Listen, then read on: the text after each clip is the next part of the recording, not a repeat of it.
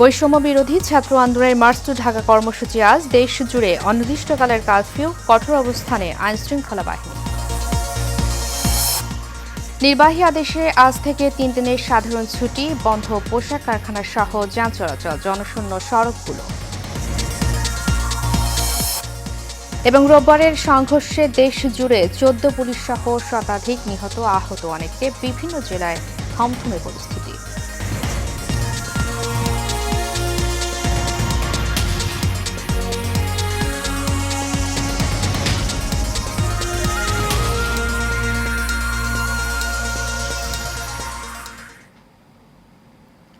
স্বাগত সে নিউজে, আপনাদের সাথে আছে আমি উর্মি আক্তার।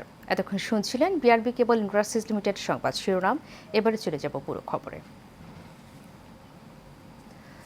বৈষম্য বিরোধী ছাত্র আন্দোলনের মার্চ টু ঢাকা কর্মসূচি আজ। গতকাল বিকেলে বৈষম্য বিরোধী ছাত্র আন্দোলনের সমন্বয়ক আসিফ মাহমুদ নিজের ফেসবুকে এই কর্মসূচি ঘোষণা করেন।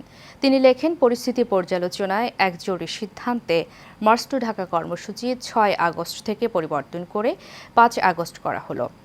আসিফ লেখেন, চূড়ান্ত জবাব দেওয়ার সময় এসে গেছে।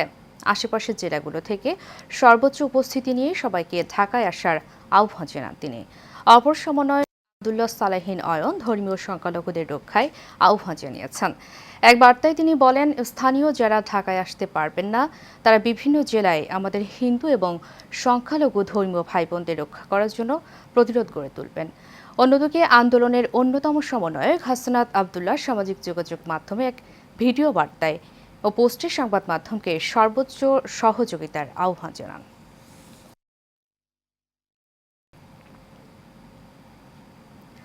এদিকে চলমান পরিস্থিতিতে ঢাকা সহ বিভাগীয় সদর, জেলা সদর, সিটি কর্পোরেশনে চলছে অনির্দিষ্টকালের কারফিউ। রাজধানী প্রবেশ পথগুলোতে কঠোর অবস্থান নিয়েছে আইনশৃঙ্খলা বাহিনী। পুলিশ, বিজিবির পাশাপাশি সেনাবাহিনী বিভিন্ন পয়েন্টে সতর্ক অবস্থানে রয়েছে। বসানো হয়েছে নিরাপত্তা চৌকি। ছাড়া রাজধানীর গুরুত্বপূর্ণ স্থাপনাগুলোর নিরাপত্তায় নেওয়া হয়েছে কঠোর ব্যবস্থা। কারফিউ মেনে চলার পাশাপাশি জনগণকে সহযোগিতার আহ্বান জানিয়েছেন সেনাপ্রধান। অন্যদিকে ডিএমপির পক্ষ থেকে বলা হয়েছে, কারফিউ অমান্য করলে নেওয়া হবে কঠোর ব্যবস্থা।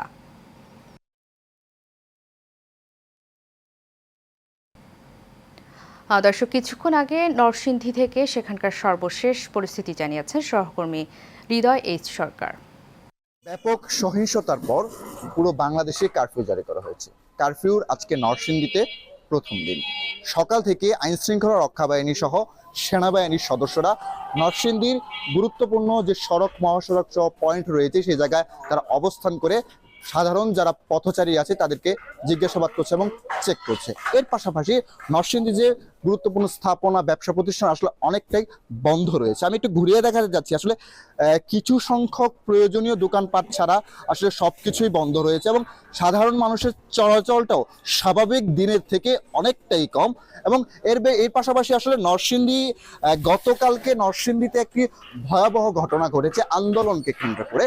নরসিংদী মাধবদী বড়বাজার এলাকায় আন্দোলনকারী এবং আওয়ামী লীগের যারা নেতৃবৃন্দ ছিল তাদের মধ্যে একটা সংঘর্ষের ঘটনা ঘটে। এতে একজন চেয়ারম্যান সহ মোট 6 জন মানুষ মারা যায়। এরপর থেকে নরসিংদীতে আসলে অনেকটাই থমথমে অবস্থা বিরাজমান এবং এর পাশাপাশি কিছু কিছু জায়গার মধ্যে সংঘর্ষের ঘটনা ঘটেছে এবং অনেকে আহতও হয়েছে।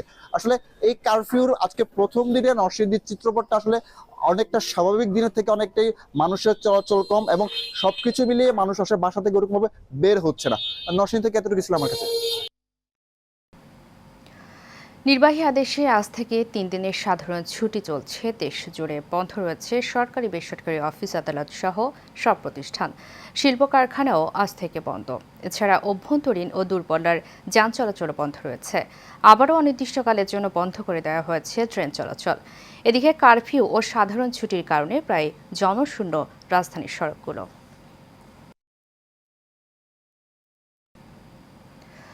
রোববার বৈষম্য বিরোধী ছাত্র আন্দোলনের অসহযোগ কর্মসূচি ঘিরে সারা দেশে সংঘাত, সংঘর্ষ, গুলি, পাল্টাপাল্টি ধাওয়া, শতাধিক নিহত হয়েছেন, আহত হয়েছেন অনেকে।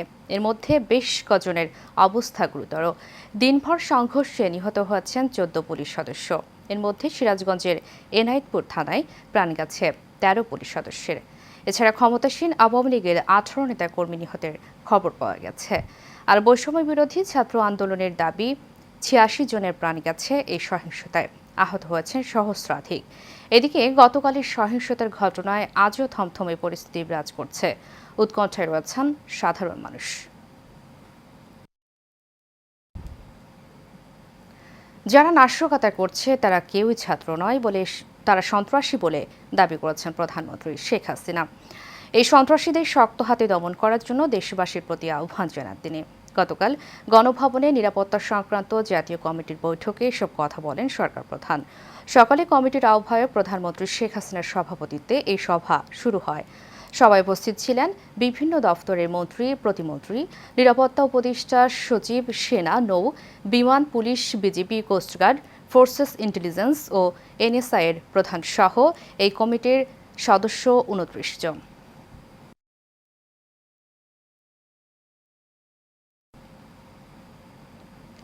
মোবাইল ইন্টারনেট সেবার পর সারা দেশে ব্রডব্যান্ড সেবাও বন্ধ রয়েছে।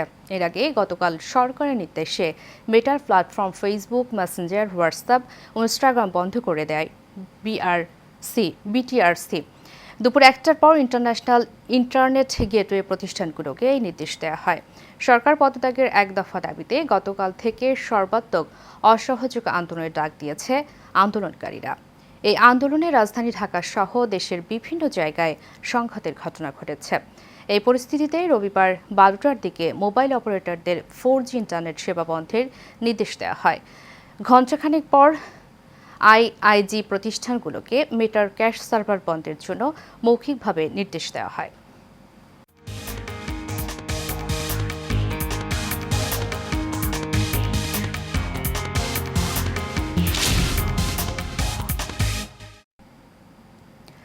ফিলিস্তিনের অবরুদ্ধ গাজা ভূখণ্ডে ইসরায়েলি বর্বর হামলায় কমপক্ষে আরও 30 জন ফিলিস্তিনি নিহত হয়েছেন। গাজার বেসামরিক প্রতিরক্ষা মুখপাত্র মাহমুদ বাসাল বলেছেন, গাজায় শহরের পশ্চিমে হাসান সালামা এবং আল নাসর স্কুলকে লক্ষ্য করে এই হামলা চালানো হয়েছে। তিনি এক বিবৃতিতে বলেছেন, নিহতদের প্রায় 80% শিশু। হামলায় আহত হয়েছেন আরও বেশ কিছু মানুষ। ইসরায়েলি আগ্রাসনের কারণে প্রায় 20 লাখেরও বেশি বাসিন্দা তাদের বাড়িঘর ছাড়তে বাধ্য হয়েছেন। জাতিসংঘের মতে ইসরায়েলের বর্বর আক্রমণের কারণে গাজার প্রায় 85% ফিলিস্তিনি বাস্তুচ্যুত হয়েছেন। আর খাদ্য, বিশুদ্ধ পানি এবং ঔষধের তীব্র সংকটের মধ্যে গাজার সকলে এখন খাদ্য নিরাপত্তাহীন অবস্থার মধ্যে রয়েছেন।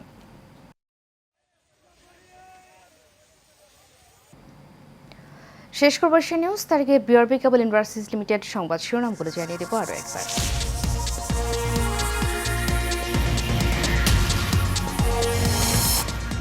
বৈষম্য বিরোধী ছাত্র আন্দোলনে মার্চ টু ঢাকা কর্মসূচি আজ, দেশ জুড়ে অনির্দিষ্টকালের কারফিউ, কঠোর অবস্থানে আইনশৃঙ্খলা বাহিনী। নির্বাহী আদেশে আজ থেকে 3 দিনের সাধারণ ছুটি, বন্ধ পোশাক কারখানা সহ যান চলাচল, জনশূন্য সড়কগুলো। এবং রোববারের সংঘর্ষে দেশ জুড়ে 14 পুলিশ সহ শতাধিক নিহত, আহত অনেকে, বিভিন্ন জেলায় থমথমে পরিস্থিতি।